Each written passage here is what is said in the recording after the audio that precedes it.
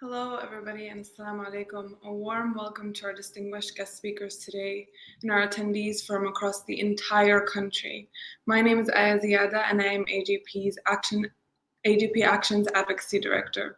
We are now live with Americans for Justice in Palestine Action public plenary session.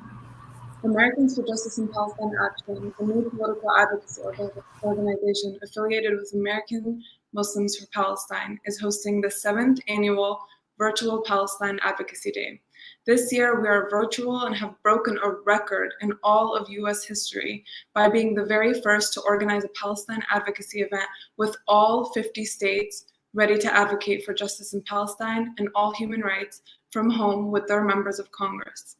Our first session is about ending business as usual, advancing Palestinian rights in the Biden era, where members of Congress will share their perspectives on the situation on the ground in Palestine and what we can do to reorient U.S. policy to support human rights and needs. With that being said, I'm so excited to turn the program over to our Executive Director, Dr. Osama Abu Rashed. Thank you very much, Aya.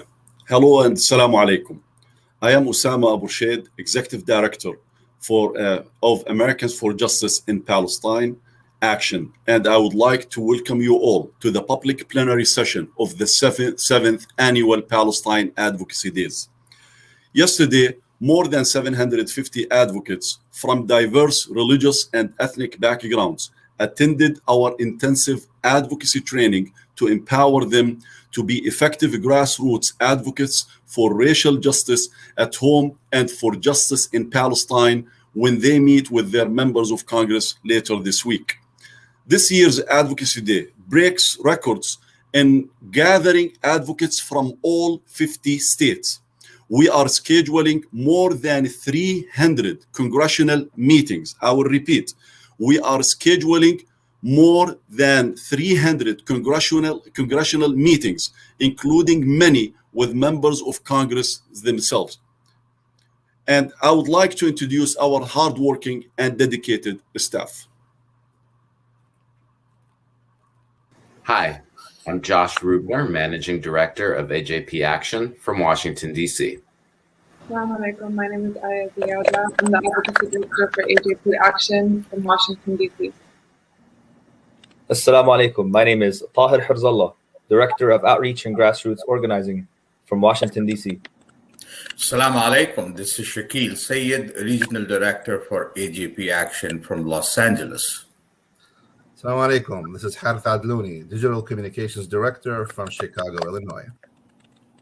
Assalamu alaikum. This is Tariq Khalil, Education Coordinator for AJP Action from Chicago, Illinois. Assalamu alaikum. This is Malak Shalabi, Media Coordinator for AJP Action from Seattle, Washington. Salam everyone. My name is Mohammed Habba, and I serve as the National Development Coordinator from Washington, D.C. Assalamu alaikum, everyone. I'm Zarifa Baroud, and I'm AJP's Digital Media Associate from Seattle, Washington. Today, I have the distinct honor of introducing our two keynote speakers, Representative André Carson and Representative Rashida Tlaib. First, I would like to introduce a person who needs no introduction for all of us who are passionate about Palestine, Representative Rashida Tlaib from the 13th District of Michigan. On the floor of Congress, she has spoken out for Palestine in a way that has changed the course of U.S. politics. As a strong and principled Palestinian American member of Congress, Representative Tlaib has forced a conversation about the implications of unbridled U.S. support for Israel, which translates into the oppression of the Palestinian people. In addition to vigorously advocating for a variety of human rights issues, including those of her constituents in Detroit, last week she gave a revering and passionate speech on the floor of the House against an additional $1 billion in weapons for Israel, accurately calling out U.S. support for an apartheid regime. In May, she spoke against Israel attacks on Gaza on the House floor, and also buttonholed President Biden on the tarmac, telling him directly, Palestinian human rights are not a bargaining chip and must be protected, not negotiated. Atrocities like bombing schools cannot be tolerated, much less conducted with US supplied weapons. She has called for social media companies to stop censoring Palestinian political speech on their platforms and led the numerous letters to the Secretary of State with respect to COVID-19 vaccination equality in Palestine and an investigation into the non-profit status of organizations bankrolling Israel's colonization of Palestinian land. Please join me in thanking Representative Rashida Tlaib and in awarding her this year's first Champion of Palestinian Rights Award. The Americans for Justice in Palestine Action, AJP Action, presents Representative Rashida Tlaib the Champion of Palestinian Rights Award for her courageous advocacy for Palestinian liberation and self-determination, September 28th, 2021. Congresswoman, the floor is yours. Assalamu alaikum, everyone. Thank you so much for it's such an honor. I want you to know that you've all helped in so many ways to humanize the plight of the Palestinian people. And I know it's been so hard to see not only the killings, but the expansion of the enabling by our country to allow apartheid to exist. I thank you to Americans for Justice in Palestine for engaging our young people in this movement. And again, I'm truly honored to be sharing this award with all of you activists on the ground that have been doing this work way before I got elected to the United States Congress. I know that we all know the struggle for liberation is not an easy one, and the Palestinian people are fighting every single day against racism, against occupation that is so violent, and of course, the painful apartheid. International laws and human rights meant to protect the oppressed are ignored as Israeli settlements expand. Palestinian rights are systematically denied, and apartheid and oppression remain the laws of the land for much of my family and so many in Palestine.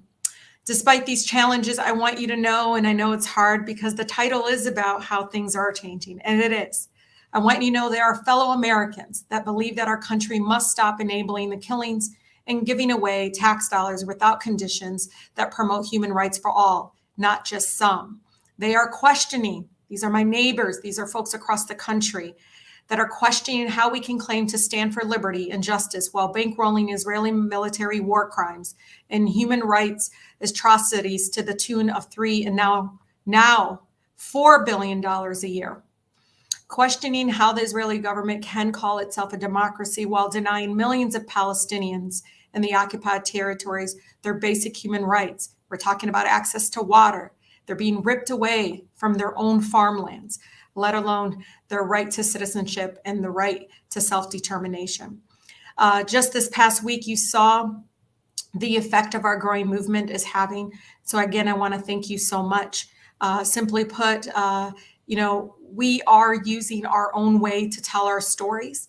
Again, even though painful, even though tears continue to shed when we see children being buried under rubble after being bombed, or we see hospitals being taken away from their community with bombs. I know that all of us have been committed to not stopping and talking about Palestine and talking about the people and really making sure their voices are centered in our advocacy.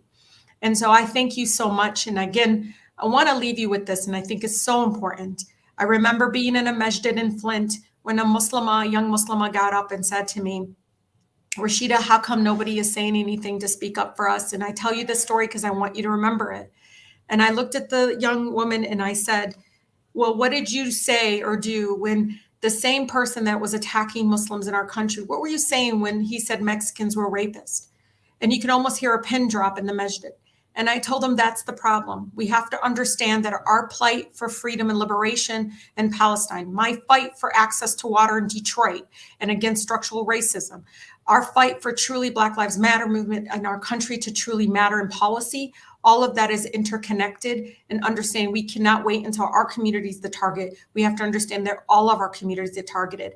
And so we have to work together to push back against that form of oppression. I want to thank all of, again, my colleagues who have stood strong. It's not just me. They have gotten the pushback as well. But I want you to know they are listening more. They're learning more from us. So please keep the effort. I will not accept progressive except for Palestine any longer. If you're progressive, you must be supporting human rights for all, including for the Palestinian people. So it's your activism, mashallah, that has continued to work to really, truly get us closer to Palestinian liberation. And I can't thank you enough. Assalamu alaikum. Thank you, Representative Tlaib, for your inspiring words. Next, we are grateful to host Representative André Carson and acknowledge the leadership role he has played and continues to play in Congress to advance Palestinian rights. From his bold calls for a stop to Israel's forced displacement of Palestinians in Sheikh Jarrah, to his co-leading a Dear Colleague letter calling on Israel to provide COVID-19 vaccines to Palestinians under military occupation, to declaring his solidarity with the Palestinian people as they face grave injustices, violence, and abuse on the House floor during the May massacres, to voting last week against providing Israel with additional weapons. Representative Carson has been outspoken on the parallels between Palestinian resistance to Israeli occupation with the Black Americans fighting for civil rights in the US. In an interview with Israeli newspaper Haaretz, Representative Carson said the following: "I have been arrested outside the mosque. I know what it is like to be in handcuffs and targeted and profiled." He said, noting how his empathy for Palestinians in particular is largely drawn from his experiences as a Black American. "I have experienced this daily as a young Black male in my community, being stopped and asked for ID and called the N-word.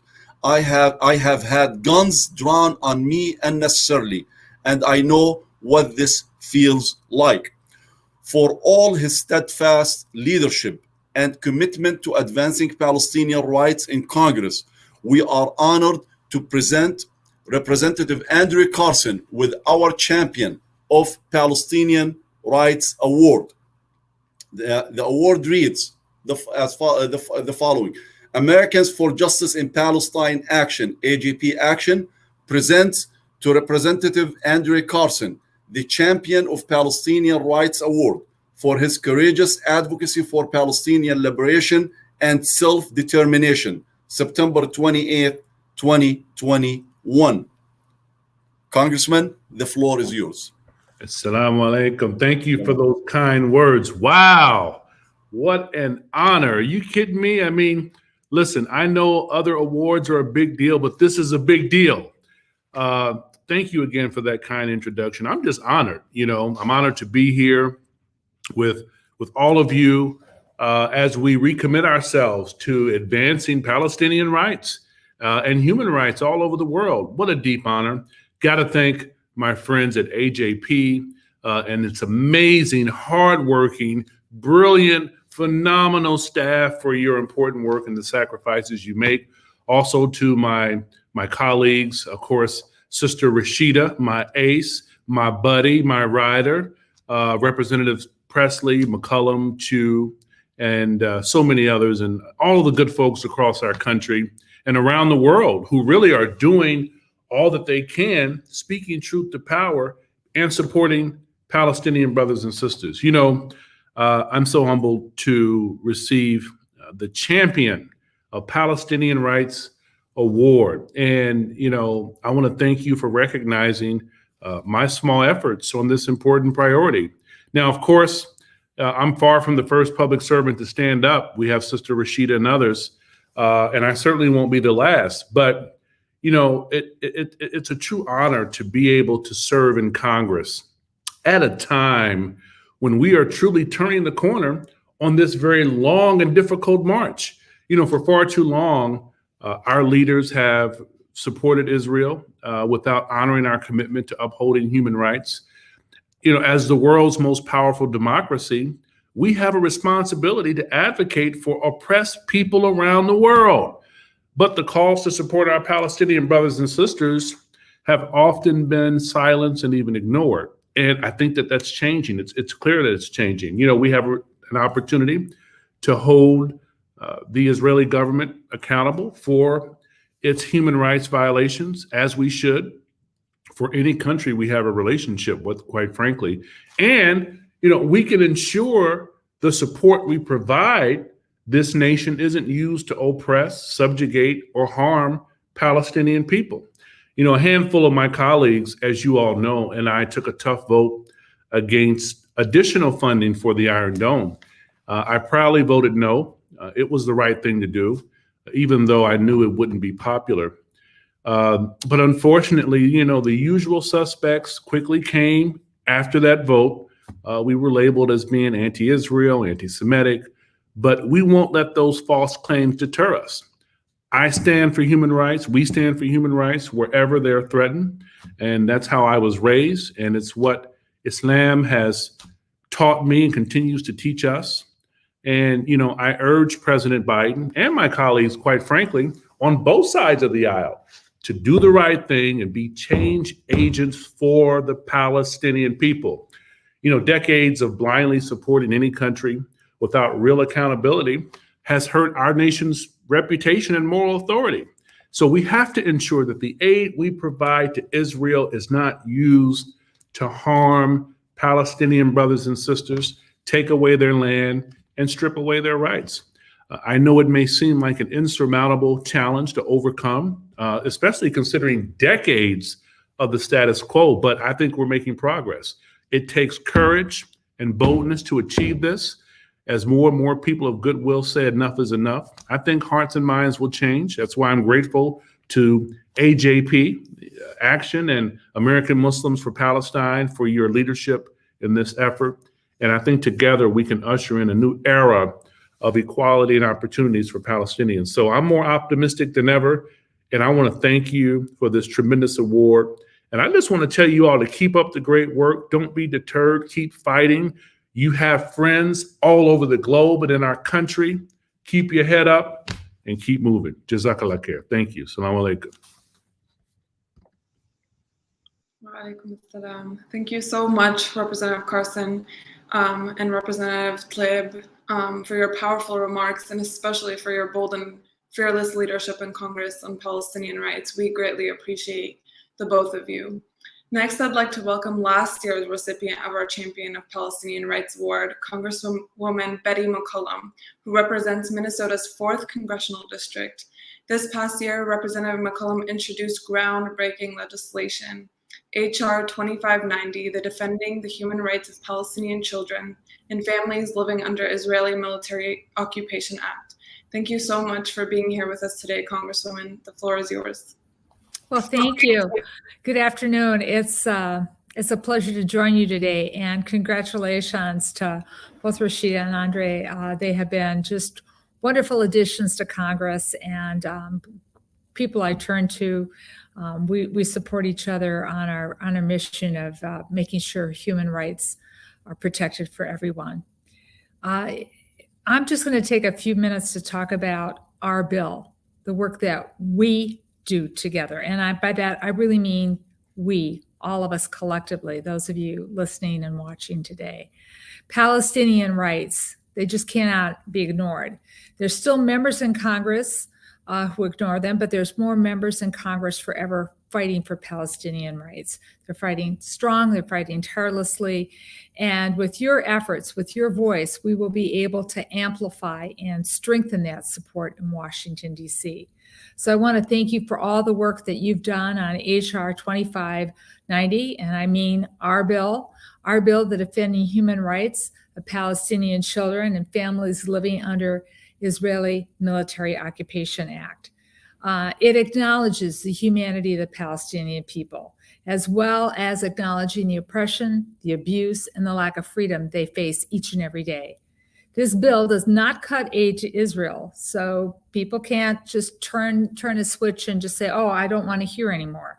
This bill does not cut aid to Israel. But what it does do, it is explicit in the fact that U.S. funds cannot be used by Israel for activities that support occupation and violate international law. Now, we all know Congress overwhelmingly supports unconditional aid to Israel. And it's done that for years. And it's given the Israeli government, I believe, a green light to act with impunity, to expand settlements, to demolish Palestinian homes, and pursue the annexation of Palestinian lands. But that's starting to change, not only nationally here at home, internationally, but more importantly here in Congress. Even with 30 co-sponsors, HR 2990, I know it's not going to get a hearing or a vote on the floor. But when you consider now we have 200 civil rights groups, human rights, Jewish, Muslim, and Christian organizations endorsing this bill, we are being listened to. So our bill serves as a vehicle. It serves as a vehicle for political activism. And that's where the policy starts to change, at the grassroots level. Recently, I was reminded that the first anti-apartheid bill was introduced in Congress in 1972. And it took 14 years before the Comprehensive Anti-Apartheid Act in 1986 became law. Well, we want things to happen much faster than that because the Palestinian people have been oppressed for too long. But we do know that we're making transformative change, and we do know that that means it needs to start with one step after another. And that's what we're doing together. Yes, U.S. funding goes for military defensive systems, but the reality that U.S. military aid also supports and enables Israel's military occupation of the West Bank, East Jerusalem, and it brutally represses the Palestinian people. Over recent years, and you know the numbers, you know the stories and the statistics, but we have to remind people all the time, it's a constant drumbeat that we have to do together. Thousands of Palestinian children have been arrested. They've been detained. They've been forced to sign confessions in Hebrew. They're imprisoned in military Israeli detention systems. Countless Palestinians have had their homes demolished by the Israeli government and privileged Jewish settlers. And that even at the time where they deny basic construction permits to Palestinians for their homes or even schools. Israeli politicians campaigning on annexing Palestinian land, removing Palestinian families to make way for more Jewish settlements. Clearly, U.S. laws are not either being applied or they do not address these human rights violations. HR 2590 prohibits the U.S. aid from being used to support these blatant violations of international humanitarian law that takes a systematic, deliberate, overt manner in denying Palestinians their rights. For 11 days in May, Hamas fired rockets from Gaza, killing 13 Israelis. And Israel fired mortars and missiles into Gaza, killing 66 children and more than 60 adults. These brief spasms of violence, they're horrible. But the dehumanization, the discrimination, the repression of Palestinians living in Gaza, the West Bank, and East Jerusalem, and in Israel as citizens is a persistent condition that these individuals deal with every day. Israel's military occupation of the West Bank has lasted for 54 years. It is a permanent occupation, and it is enforced by policies that keep Palestinians separate and unequal. I do not want U.S. taxpayers' funds to support, enable, or expand occupation and cause more repression to the nearly 7 million Palestinians that are already affected. At a moment in our country's history When America's social justice movement has been activated to respond to structural racism and oppression, the cause for the Palestinian people is very much on the minds of the younger generation of Americans and is among a growing number of members of Congress. So it's your commitment, your advocacy for political change and Palestinian human rights that's making a change that is needed and a change we know is urgent. Your commitment, your continued commitment to advocating for political change for Palestinian human rights, well, I can't thank you enough for what you do and for what you do to help people like Rashida and André and myself. So please know that I am proud to stand up for Palestinian rights, for human rights, for people here in the United States and all around the world. So I want to thank you for all your hard work, for your work in supporting HR 2590. We are making a difference, but there's so much more work to do, and we will not wait your turn for an answer. We're going to keep on pressing forward for human rights. I'm proud to work with you. Thank you all, and may you have a blessed conference. Thank you so much for all of your work, Representative McCollum. Our next speaker is Representative Judy Chu from California. Representative Chu was first elected to Congress in 2009 and currently serves on the powerful House Ways and Means Committee. Congresswoman Judy Chu has been leading the movement against anti-Asian hate and xenophobia in the U.S. and has been outspoken in her opposition to Israel's demolition of Palestinian homes. Thank you so much, Representative Chu, for being here with us today. Hello, I'm Congressmember Judy Chu, and I'm so happy to be joining you all for the 7th Annual Palestine Advocacy Day plenary. I want to thank Americans for Justice in Palestine for organizing this event and all of you for taking part. I can say from firsthand experience that your advocacy is making a difference and helping to change the conversation.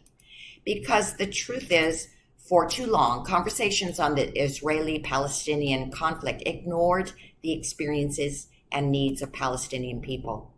But through your advocacy and engagement, you've been changing that status quo, and I'm proud to be standing with you. That is why I have made it a priority to better understand the situation there and to push for solutions that will end the unacceptable status quo and create the conditions for peace. You see, when I was first elected to Congress, I was invited on a trip to Israel with many of my new colleagues. I learned a lot on this trip, but it mostly focused on Israel's security issues. We barely saw the occupied territories, and the only Palestinian perspectives we heard were from those who spoke about living in Israel, not those living under the occupation. It was only in 2019 when I went back with another group, J Street, that we went to the West Bank and really explored what the occupation means. And it hit me like a lightning bolt. You cannot understand Israel without also understanding the occupation. You cannot understand Israel unless you understand both the Israeli and the Palestinian point of view. And that's what I appreciated the many times that we talked in depth with not just regular Israeli citizens, but regular Palestinians as well. On this trip, I learned about the array of restrictions that Israel had placed on Palestinians and the West Bank. I learned about how the West Bank had been divided, with Palestinians only able to govern a small portion of the land, while the most desired land, about 60% of the West Bank, is controlled by Israel.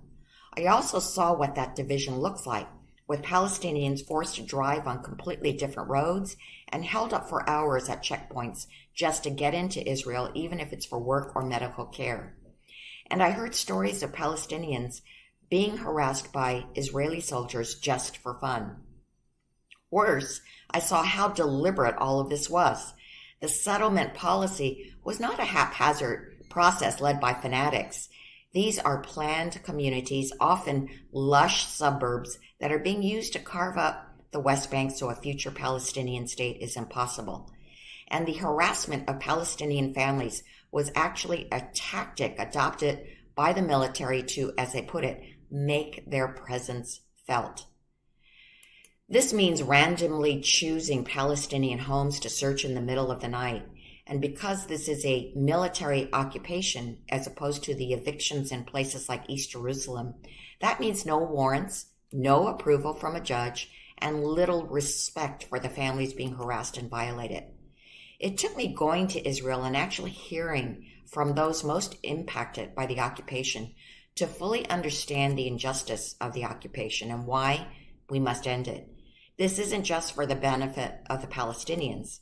This is the only way to secure the peaceful future of a Jewish and democratic Israel. Because if Israel wants to hold on to the West Bank, it risks becoming a full-blown Jewish apartheid state, and that is not acceptable. That is why one of my top priorities when it comes to this conflict is opposing anything that furthers annexation or makes a future two-state solution harder to achieve. For instance, a few years ago, the Israeli government was preparing to destroy the Palestinian village of Susia.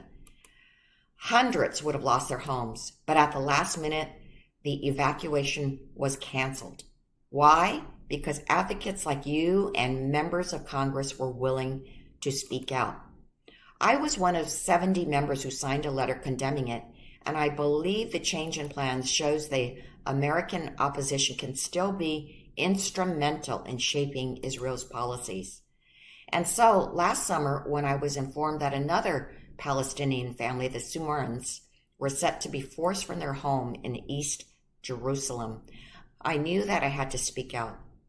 I joined a letter led by Representative Jackie Spear of California, opposing not only this eviction, but all of the planned evictions in a neighborhood by the name of Sheikh Jarrah. Sadly, since this was a judicial process, it was harder to stop, and our letter failed to have the same impact on Israel's policy. As a result, Israel planned to move ahead with the forced evacuations in Sheikh Jarrah, and it led to this May's tragic war with Hamas, in which too many innocent Palestinians and Israelis were forced to pay the price. This cycle of violence of Hamas attacking Israel, Israel responding, and innocent Palestinians being caught in the middle has gone on for far too many years. That is why I immediately called for a ceasefire, the only sure way to stop the bloodshed on both sides. And I was relieved that with the leadership of President Biden, the violence stopped after 11 long days. This war also made clear that unless we take action to bring both sides closer to peace, the cycle of violence will continue. And I think one of the most effective ways we can do that is to look at the way aid to Israel is used. Now, for the most part, I support this aid because it helps Israel maintain a balance with its neighbors.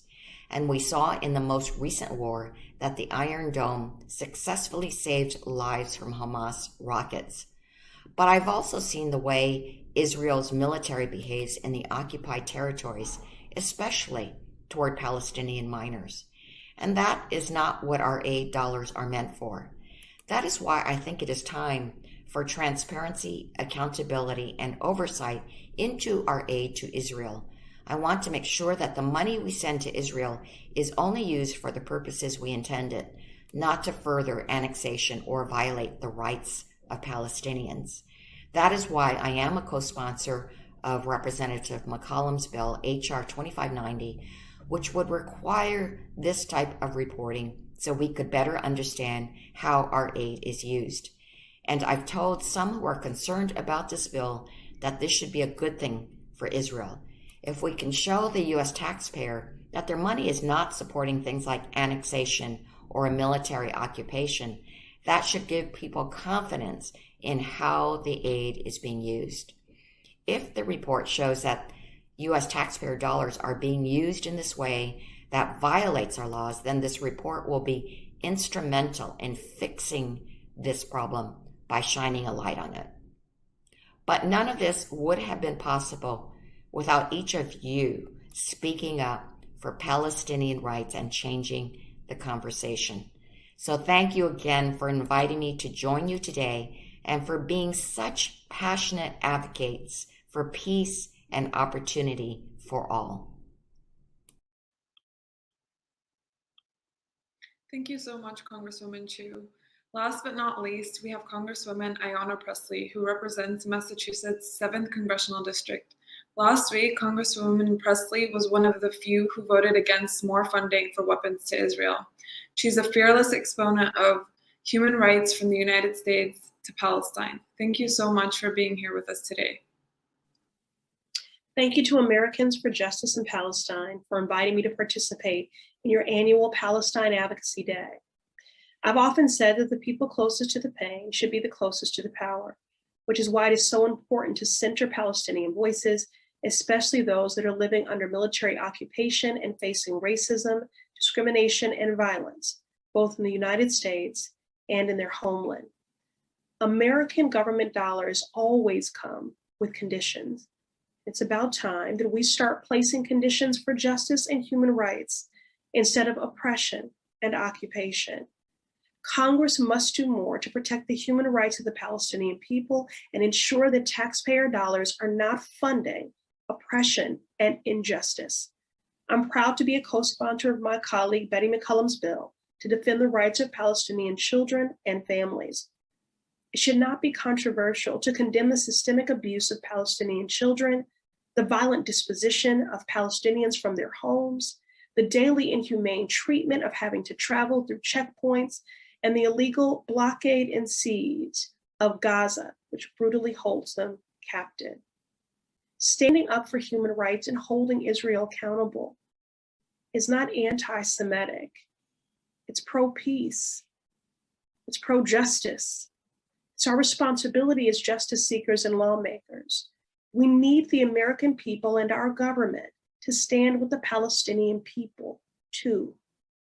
We need their voices to be heard, their rights unequivocally affirmed, and their future to be one of peace, of justice, and of healing. Thank you again for the opportunity to join you today, and let's keep working together and strive for a more hopeful and peaceful future. Thank you. Thank you. Thank you so much, Congresswoman Pressley. I want to sincerely thank all of our brave congressional representatives, Congresswoman Tlaib, Congressman Carson, Congresswoman McCollum, and Congresswoman Chu.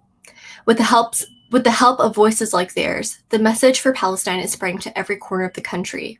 We at AJP Action look forward to continuing to build a relationship with all of them and wish them the best of luck in their future endeavors for justice in Congress.